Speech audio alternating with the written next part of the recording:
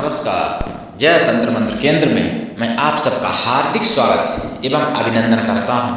मेरे प्रिय भाई बहनों, YouTube पर पहली बार आज मैं फिर एक दूसरी विभीषण की साधना लाया हूँ। विभीषण की साधना मैं पहले डाल भी चुका हूँ, जिसके लिए आपको हमारा वीडियो अंत तक देखना पड़ेगा।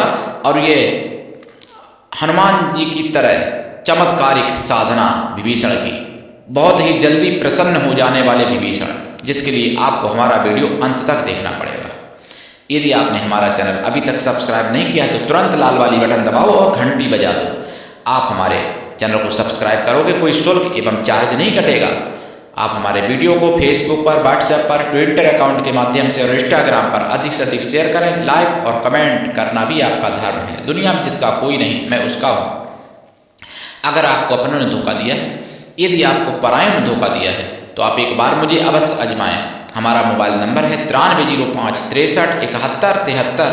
इसी नंबर पर संपर्क करें। हमसे बात करने का टाइम भारतीय टाइम के अनुसार दिन में दोपहर 12 बजे से 2 बजे के बीच का है। अगर आप सच्चा पवित्र निस्वार्थ दिव्य प्रेम पाना चाहते हो अथवा सच्चा पवित्र निस्वार्थ दिव्य प्रेम देना चाहते हो, तो आपका स्थान मेरे लिए मेरे प्राणों से भी करोड़ों गुना ऊपर है। मेरे प्रिय भाई बहनों, मैं राष्ट्रीय अध्यक्ष कृष्णा दल आप सबसे निवेदन करता हूँ, यदि आप मानवतावादी हैं अथवा आप सनातनी हैं तो मुझसे जरूर जुड़ें। अगर आप में योग्यता हुई तो मैं आपको पदाधिकारी भी बनाऊंगा अपने संगठन में। ये हमारा संगठन कृष्णा दल आप सबका हमारा एक परिवार है।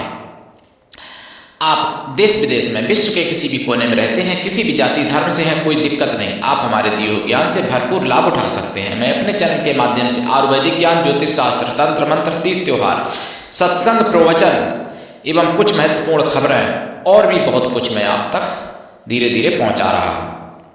देखिए मेरे प्रिय भाई बहनों, विभीषण की साधना से सब कुछ प्राप्त हो सकता है। और विभीषण कोई साधारण नहीं। विभीषण के मंत्र से अगर बांध दिया जाए, किसी का बंधन कर दिया जाए, तो उसको कोई नहीं काट पाता। अभेद हो जाता है, अकाट्य हो जाता है विभीषण के द्वारा मंत्र से बंधन किया हुआ। लेकिन वो लोगों को मालूम नहीं होता।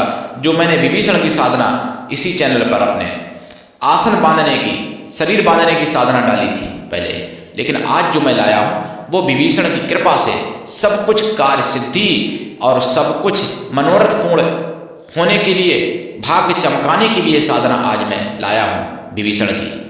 इससे आप सारे मनोरथ अपने पूर्ण कर सकते हो, सब कुछ कष्ट कलेश नष्ट कर सकते हो, सभी सुखों को प्राप्त कर सकते हो, और यहाँ तक कि अंत में भगवान तक को आप प्राप्त कर सकते हो इनकी साधना करके। विभीषण महाराज की ये ऐसी साधना, इस साधना से कोई भी असंभव नहीं है, सब कुछ संभव हो जाता है। आपको लगे असंभव, लेकिन संभव हो जाता है।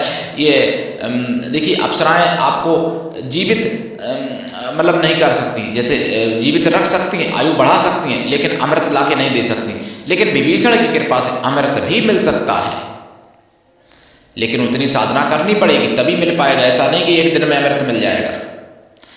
अब विभीषण की साधना करने की मैं विधि बताऊं, उससे पहले मैं आपको बता दूं। देखिए, अगर आपको समझना है तो मैं एक बात बताऊं, हिंदू अल्पसंख्यक हो चुका है, सत्य कहूं तो। और अगर थोड़ी घुमा के कहूं तो ये मान लो कि नाम से हिंदू जो हैं उनको अगर जोड़ लो तो हिंदू अल्पसंख्यक नहीं है, तो 25 साल बाद हो जाएगा। और अगर अभी सच्चाई कहूं तो हिंदू अल्पसंख्यक अभी ही हो चुका है। और देखिए, मुगलिया शासन के इतिहास आप पढ़ लीजिए, हिंदुओं के लिए वहाँ पर कैसे कैसे कानून बनाए गए थे, कैसे कैसे नियम बनाए गए थे, और जजिया टैक्स लगाया गया था हिंदुओं पर हर प्रकार से। और सारे यानी मना कर दिए गए थे, जैसे राजपूतों के अलावा और किसी भी हिंदू को मुगलिया शासन में घोड़ा पर चढ़ना मना था, अस्त्र शस्त्र रखना मना था, पढ़ना लिखना भी मना था, और यहाँ तक कि तीज त्योहार, होली, दीपावली भी मनाना मना था। अपने घर पर भी नहीं मना सकते, ऐसे नियम लागू किए गए थे। और जो मनाता भी था उसको बहुत बुरी तरीके से दंड दिया जाता था, जैसे उसके बेटे को काट के और उसके कलेजे को उसके माता के, उसके बाप के मुंह में ठूस दिया जाता था हिंदू के। ऐसे ऐसे नियम ऐसे ऐसे लागू किए गए थे, दीवार में बच्चों को चुनवा दिया जाता था, छोटे छोटे बच्चों को, बच्चों के अंग काट के मालाएं बना के माताओं के गले में पहना दी जाती थी, उसकी जन्मदाती माता के गले में। आप समझो कितना कष्ट होता होगा। और तब तो हिंदू में हिंदुत्व था, हिंदू लड़ता रहा मुगलिया शासन में, जो कि लड़ते लड़ते अंग्रेजी राज्य में भी लड़ा, अंग्रेजों को भी भगाया हिंदुओं ने। लेकिन इस समय हिंदू को सुला दिया गया, पढ़ाई लिखाई ऐसी पढ़ाई गई हिंदुओं को, ना तो शास्त्र पढ़ाया गया ना शस्त्र पढ़ाए गए जब से आज़ाद हुए तब से। और संविधान में 30 धारा और 30A के तहत वैसे भी हिंदुत्व नहीं पढ़ाया जा सकता, तो इसलिए नहीं पढ़ा सकते। जबकि और लोगों के लिए चाहे वो अपनी कुरान पढ़ाएं चाहे बाइबल पढ़ाएं कोई मना नहीं है, लेकिन हिंदू नहीं पढ़ा सकता, संविधान में स्पष्ट लिखा है। तो ये धाराएं भी संविधान की 2 हैं जो हटनी चाहिए, 30 धारा और 30A ये धारा, पहली बात। दूसरी बात आप लोगों को मैं बता दूं, जो लोग हमको मोदी का पिल्ला कहते थे, आप वक्फ बोर्ड जानते हो क्या है? वक्फ बोर्ड जो 90 के बाद बनाया, शायद 95 या 96 में बनाया है कांग्रेस ने वक्फ बोर्ड। वक्फ बोर्ड मुसलमानों का है, जिसमें एक शिया वक्फ बोर्ड भी है और सुन्नी वक्फ बोर्ड भी है। वक्फ बोर्ड में क्या होता है कि वहाँ पर जज भी मुसलमान नहीं होते हैं और वकील भी मुसलमान होते हैं, सब कुछ कर्मचारी मुसलमान ही होते हैं वक्फ बोर्ड में। और जैसे कोई भी मुस्लिम वक्फ बोर्ड के तहत किसी भी हिंदू की जगह जमीन ले सकता है, चाहे वो मंदिर की हो, चाहे उसके घर की हो, चाहे खेत की हो।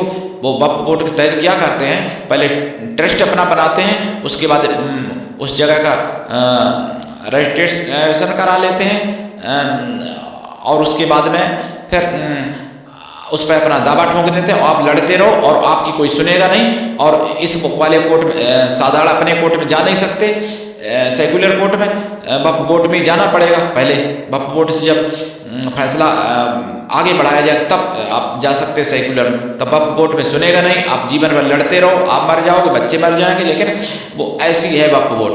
तो ये वक्फ बोर्ड के बारे में कुछ आप लोग जानते भी नहीं होंगे कि वक्फ बोर्ड होता क्या है। तो वक्फ बोर्ड बनाया गया था और 2012 में एक ऐसी कानून बनने वाली थी कि अगर वो कानून पास हो जाती, वो बिल पास हो जाता, अगर 14 में मोदी ना आते और वो बिल पास हो जाता 14 के बाद, तो फिर हम तो खैर नहीं होते दुनिया में हिंदू, लेकिन आप जो नाम झूठा नाम आपका हिंदू है, आप हिंदू वैसे नहीं हो, तब भी आप दुनिया में नहीं होते। अगर होते तो फिर आप कोई अलीम या आलमी होते, लेकिन आप मतलब हिंदू नाम से नहीं होते फिर, और या फिर ख़त्म होते, यानी शरीर नहीं होता आपका। तो इसलिए मोदी का पिल्ला जो भी कहते हैं, नाम जिनका हिंदू है, कोई कुछ, तो वो इस बात को समझ लें कि 2012 में कौन सा बिल पास होने जा रहा था जो सुषमा स्वराज ने नहीं होने दिया था। पता कर लेना, मुझे तो पता है सब कुछ। और वक्फ बोर्ड के बारे में भी जानकारी ले लो कि उसके नियम क्या क्या होते हैं और वो कितना घातक है सनातनियों के लिए, हिंदुओं के लिए। और जबकि अभी तो बहुत संख्यक हिंदू है, और जब अल्पसंख्यक हिंदू हो जाएगा तो लोकतांत्रिक तरीके से जो है वो आपके घरों को छीन लेंगे और आपकी दुकानों को छीन लेंगे, आपके खेतों को छीन लेंगे, आपकी नौकरियों को भी छीन लेंगे। मुगलिया शासन में भी जितने सरकारी नौकरी वाले थे हिंदू, सबको निकाल के और उनको अपना प्राइवेट कर दिया था। उस समय भी मुगलिया शासन में जो भी थे, बड़े पदों पर कोई नहीं, सब। और जिसके बिना नहीं चलती थी तो उसको उसकी चाट उकारता करते हुए रहना पड़ा, कोई भी हो, चाहे बीरबल का उदाहरण दो, चाहे किसी का भी। तो देखिए ये बात समझनी पड़ेगी।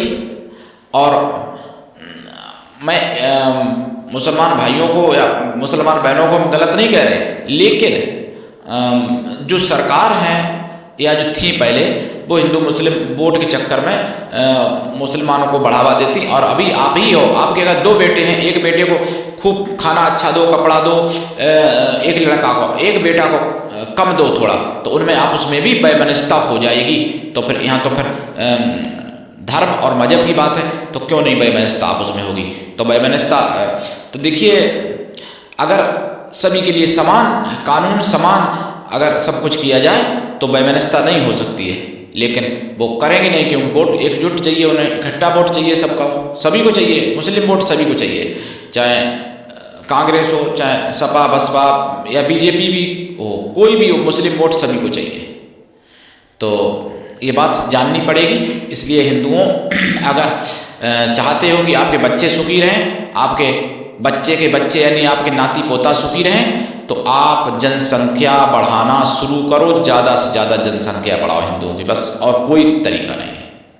नहीं तो जानवरों की जीवन जीना पड़ेगा। आप तो चले जाएंगे मर के, हम आप तो अभी जी रहे हैं, कोई बात नहीं, लेकिन 25-30 साल के बाद आप याद करिएगा हमारे इन शब्दों को कि आपको घर से निकाल दिया जाएगा, आपके घर छीन लिए जाएंगे, और दुकानें भी, खेत भी, कारोबार भी, और छिन भी चुका है। आप लोग तो पागलपंथी की में उलझे रहते हो, आपको नहीं दिख रहा है, लेकिन आप व्यापार को देखो, छिन चुका है।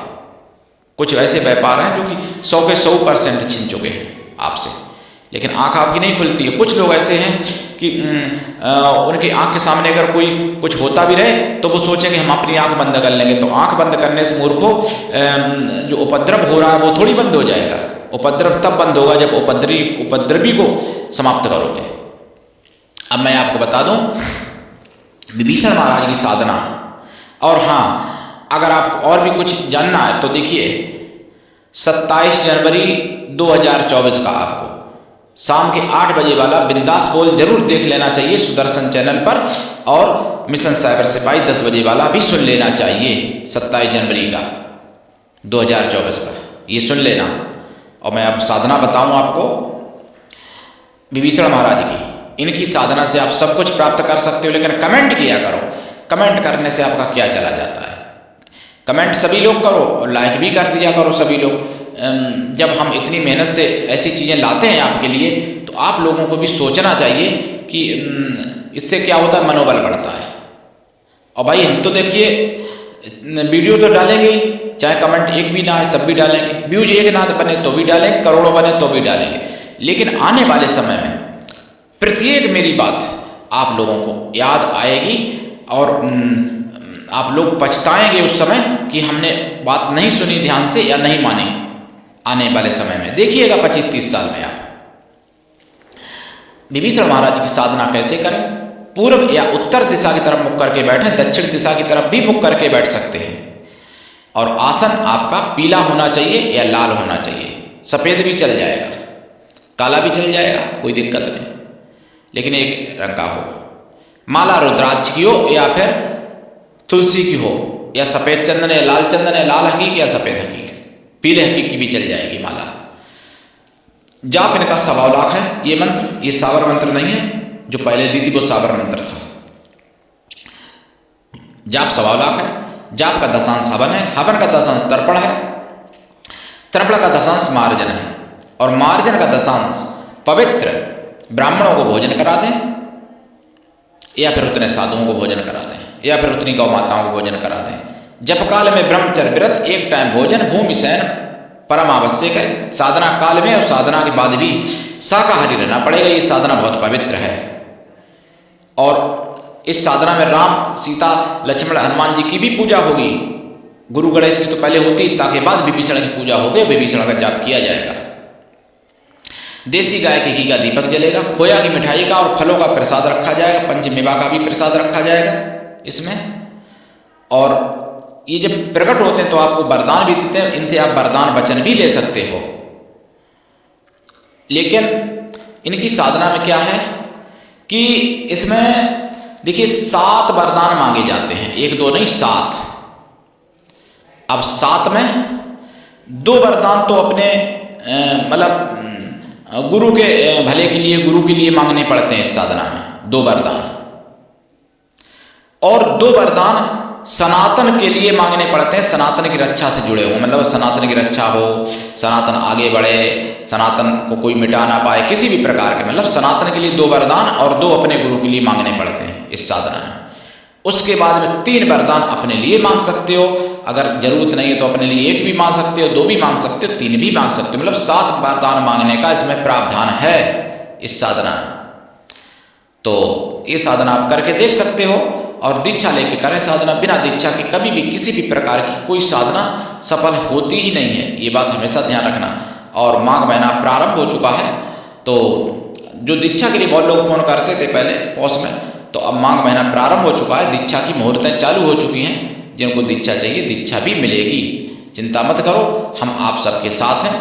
और दीक्षा मैं निःशुल्क देता हूँ, लेकिन अब शिष्य में योग्यता भी तो होनी चाहिए। मंत्र तो ऐसी विद्याएं तो ऐसी हैं कि ब्रह्मांड को भी बदला जा सकता है, लेकिन वो मंत्र